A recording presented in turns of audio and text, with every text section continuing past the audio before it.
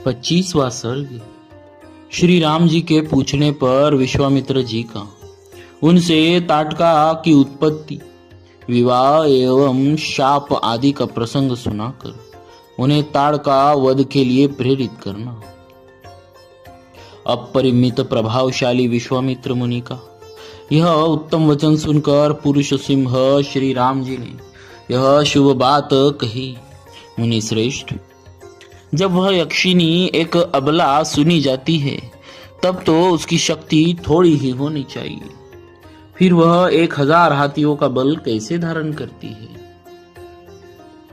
अमित तेजस्वी श्री रघुनाथ के कहे हुए इस वचन को सुनकर विश्वामित्र जी अपनी मधुर वाणी द्वारा लक्ष्मण सहित शत्रु दमन श्री राम को हर्ष प्रसाद करते हुए बोले, रघुनंदन, जिस कारण से ताड़का अधिक बलशालिनी हो गई है वह बताता हूँ, सुनो।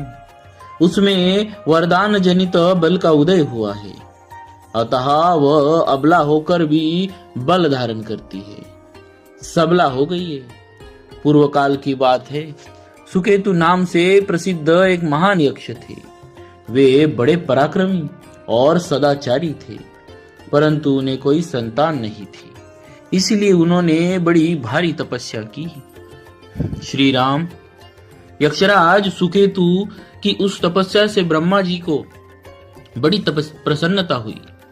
उन्होंने सुकेतु को एक कन्या रत्न प्रदान किया जिसका नाम ताड़का था। ब्रह्मा जी ने ही उस कन्या को 1000 हाथियों के समान बल दे दिया, परंतु उन महायशस्वी पितामह ने उस यक्ष को पुत्र नहीं दिया।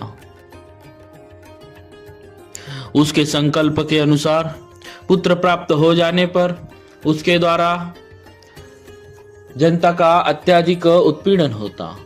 यही सोचकर ब्रह्मा जी ने पुत्र नहीं दिया। धीरे धीरे वह यक्ष बालिका बढ़ने लगी और बढ़कर रूप यौवन से सुशोभित होने लगी। उस अवस्था में सुकेतु ने अपनी उस यशस्विनी कन्या को जम्बपुत्र सुंद के हाथ में उसकी पत्नी के रूप में उसको दे दिया। कुछ काल के बाद उस यक्षी ताड़का ने मारीच नाम से प्रसिद्ध एक दुर्जय पुत्र को जन्म दिया, जो अगस्त्य मुनि के शाप से राक्षस हो गया। श्री राम, अगस्त्य ने ही शाप देकर ताड़कापति सुंद को भी मार डाला। उसके मारे जाने पर ताड़का पुत्र सहित जाकर मुनिवर अगस्त्य को भी मौत के घाट उतार देने की इच्छा करने लगी। वह कुपित होकर मुनि को खा जाने के लिए गर्जना करती हुई दौड़ी। उसे आते देख भगवान अगस्त्य मुनि ने मारी से कहा, तू देवयानी रूप का परित्याग करके राक्षस भाव को प्राप्त हो जा। फिर अगस्त्य अमर्ष में भरे हुए ऋषि ने ताड़का को भी शाप दे दिया, तू विकराल मुख वाली नरभक्षिणी राक्षसी हो जा। तू है तो महायक्षी, परंतु अब शीघ्र ही इस रूप को त्याग कर तेरा भयंकर रूप हो जाए। इस प्रकार शाप मिलने के कारण ताड़का का अमर्ष और भी बढ़ गया। वह क्रोध से मूर्छित हो उठी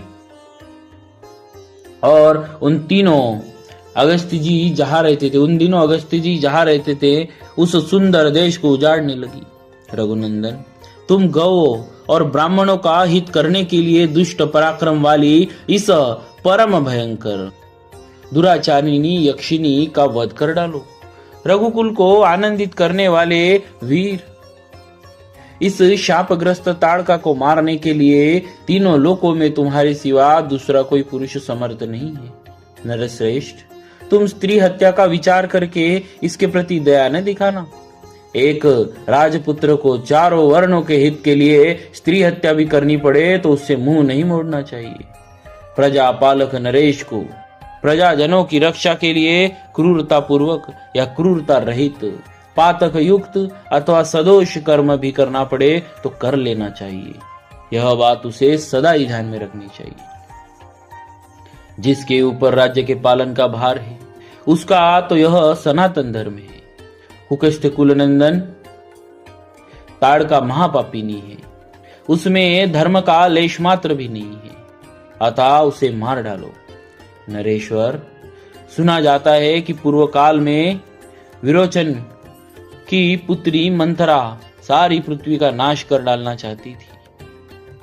उसके इस विचार को जानकर इंद्र ने उसका वध कर डाला। श्री राम प्राचीन काल में शुक्राचार्य की माता तथा भृगु की पतिव्रता पत्नी त्रिभुवन को इंद्र से शून्य कर देना चाहती थी। यह जानकर भगवान विष्णु ने उसको मार डाला। इन्होंने तथा अन्य बहुत से महामनस्वी पुरुष प्रवर राजकुमार ने पापचारिणी स्त्रियों का वध किया है। नरेश्वर, अतः तुम भी मेरी आज्ञा से दया अथवा घृणा को त्याग कर इस राक्षसी को मार डालो। इस प्रकार श्री वाल्मीकि निर्मित आर्ष रामायण आदि काव्य के बालकांड में 25वां सर्ग पूरा हुआ। बोलिए श्री सीताराम जी महाराज की जय। भक्तवत्सल भगवान